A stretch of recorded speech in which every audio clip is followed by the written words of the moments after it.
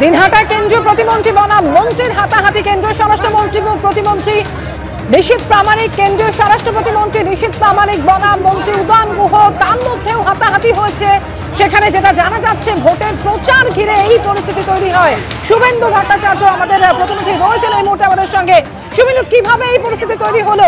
মন্ত্রী এবং কেন্দ্রীয় প্রতিমন্ত্রী তারাও পর্যন্ত হাতাহাতিতে জড়িয়ে পড়লেন।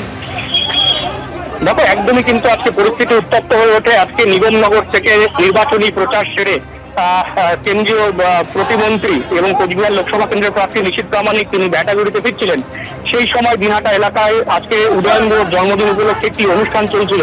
সেই সময় সেইখানে অভিযোগ যে নিশীথ প্রামাণিকের যে কনভয়, সেখান থেকে তৃণমূল কংগ্রেস কর্মীদের উপর হামলা চালানো হয় এবং সেখানে গন্ডগোল বেঁধে যায়। এবং পাল্টা বিজেপির পক্ষ থেকে যেটা অভিযোগ করা হয়েছে, যখন কেন্দ্রীয় মন্ত্রীর গাড়ি সেখান থেকে যাচ্ছিল, সেই কনভয়ের উপর তৃণমূল কংগ্রেস উদয়ন গুহর নেতৃত্বে সেখানে হামলা চালায় এবং তারপরেই কিন্তু উত্তেজনা পরিস্থিতি তৈরি হয়। এবং দেখা যায় যে সামনে গিয়ে একটা উদয়ন গুহ আর নিশীথ প্রামাণিক সামনাসামনি হয়ে যায় এবং নিরাপত্তা রক্ষীরা তাদের আটকে দেন। প্রায় হাতাহাতির পর্যায়ে পৌঁছে যায় কিন্তু তাদের মধ্যে।